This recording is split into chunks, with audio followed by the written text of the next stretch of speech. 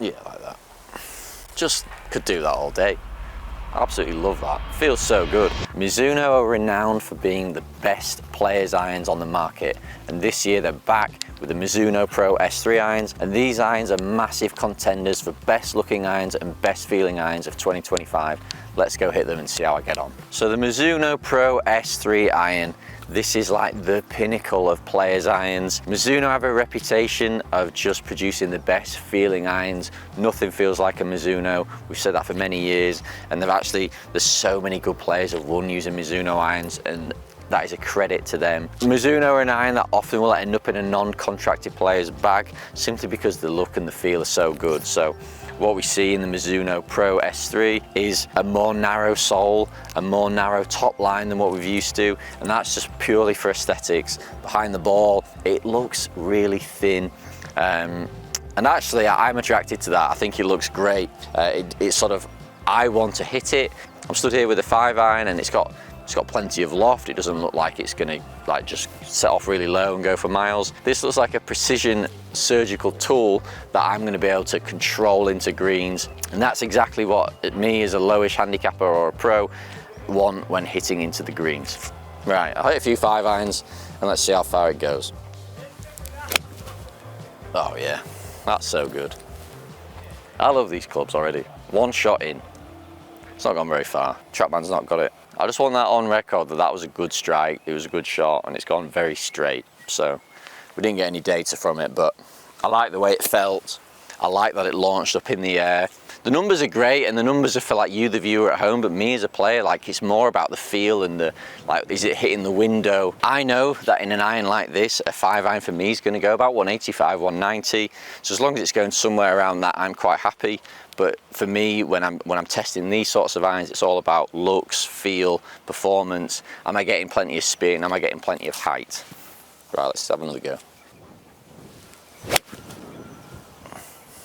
That was another quality strike. I've hit both of those like pretty much dead straight. Trackman says no. Right, quick relocation, just see if we can get the Trackman to pick up any sort of numbers. I now do have the ball above my feet. Both those two shots I've hit, I'm happy with.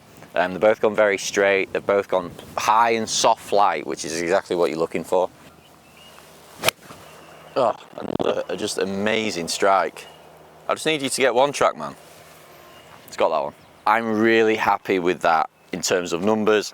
I absolutely love the way it feels. A 5-iron for me there is launched at about 13 degrees, which is absolutely perfect. Bags of spin. I know I can hit this, have loads of control when the ball's landing at the green, which is absolutely ideal. Let's move now closer, hit some 7-irons, hit some 9-irons, and see how they perform as well. Okay, so 7-iron in hand now.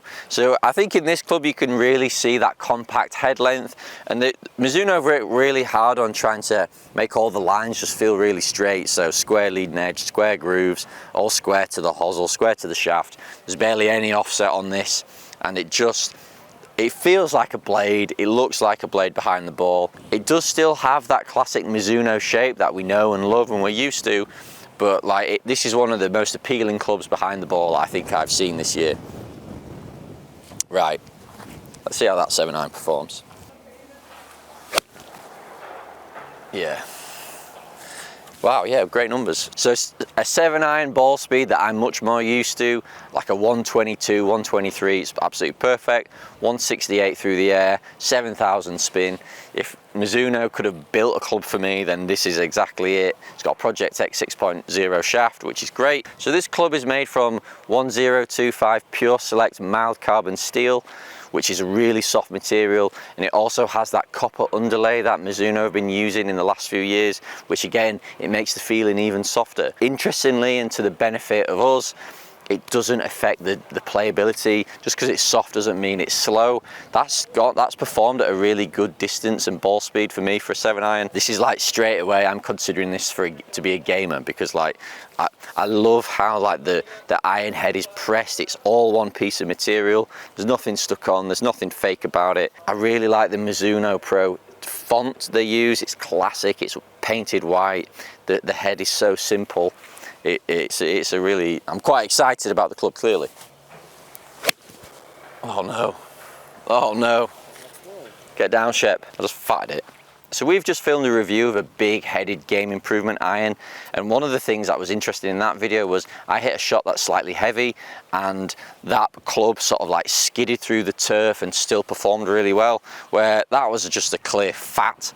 And because this is like much sharper, sharp leading edge, sharp sole, that club's hit the ground and the ball has like performed terribly. Now that's not the club's fault, that's my fault. But that's one of the things you're losing if you're considering getting one of these smaller headed players irons. They're not as forgiving, and they're not really built for someone who's an inconsistent ball striker. You might hit the ball left and right, but these clubs are really for people who can get club on ball very consistently. So Mizuno have worked really hard on the sole of this club, and when you see it close up, you can see there's almost like 3 different edges. It's got quite a sharp angled leading edge so that the club can cut through the turf and get to the ball cleanly, and it also has quite a sharp back edge, which was just going to allow the club to exit the turf really nicely. And the idea is that these clubs are really well suited for a golfer who's going to play at different courses. So again, a better player who's playing in some open events, or even a pro who's changing course week in, week out. These soles are designed to work when it's firm, when it's soft, when it's wet, when it's dry. So Mizuno really believe they've built something that is like a great tool to help a good player score low. Let me see if I can strike it properly and actually get some use out of that new sole. Yeah, like that. Just could do that all day. Absolutely love that. Feels so good. I tell you what's interesting, and this is just a random theory I've made up right now, but because this club is smaller, I don't feel like I want to hit it hard. My attitude is completely different when I've got like a small player's iron. I'm just trying to put nice swings on and hit controlled shots. But when I've got a big headed game improvement club, I just want to welly it and see how far it goes. My club speed is like a couple of miles an hour lower than it would be on some of these game improvement clubs, but my distance is so dialed in, the ball speed's consistent, and I'm just like, I'm landing the ball on the same spot over and over again. And again, that's what we're looking for out of your irons when you're a low handicapper.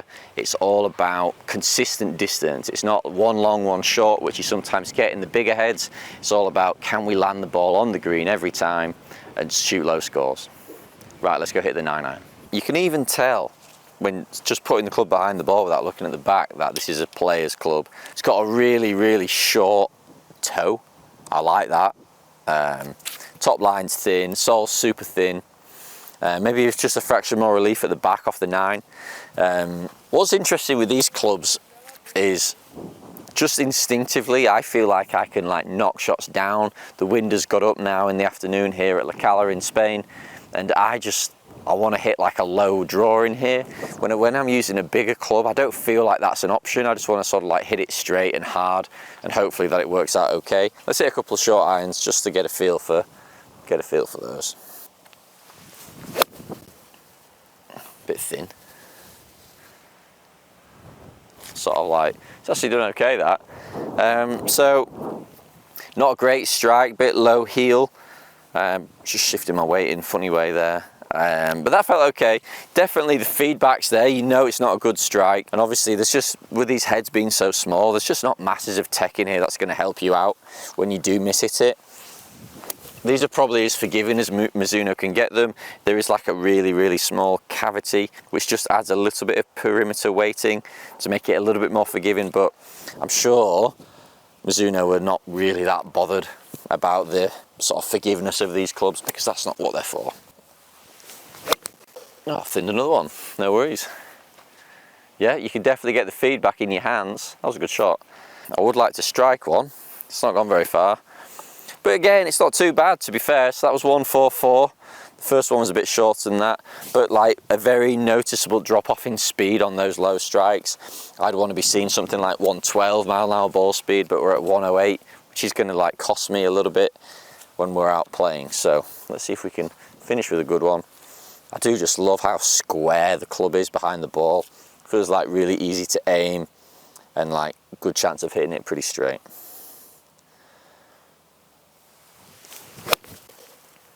Better strike. It's all over the flag. Could go in. Just probably a bit short. Pretty nice there. Bit of a better strike, better ball speed. You know, again, another 138 carry. That was really nice. You know, I feel like I could hit this at 100 and just make a little punch swing, just control it. The irons are so soft. They're sort of really playable, really workable. Let's go look at the numbers and see how they pan out. Okay, so just looking at the data here for the Mizuno Pro S3 irons, and I have to say I really like what I see here.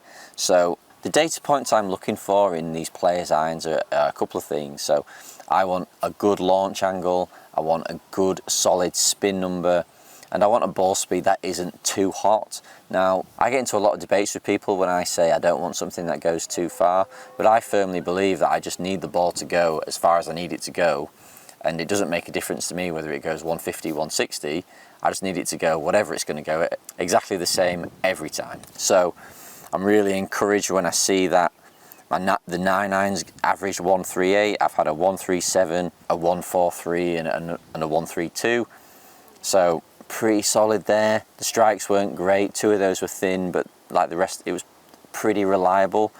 The 7 iron, there was one huge fat which I'm sort of discounting, but the other shots were 169 and 169.1, so not really, you know, I can't complain about that. That control is absolutely brilliant. The ball speed within a mile an hour of each other, and both shots over 7 miles an hour RPM. That is absolute perfection when it comes for looking for a player's iron. And the 5 iron, TrackMan wasn't working great on the first 2 shots, but the 3rd shot I hit was brilliant. 187 carry, which again is exactly what I said I wanted. 100 feet in the air, 6,000 spin, absolutely spot on. I really like the way these irons look. I think there's absolutely a market for these condensed, compressed, really small irons for players that are just looking for something with massive sex appeal and also perform. And Mizuno, like always, have absolutely nailed it. They feel fantastic, they look great, and if you're looking for a new set of players irons, then you should definitely get out and try these.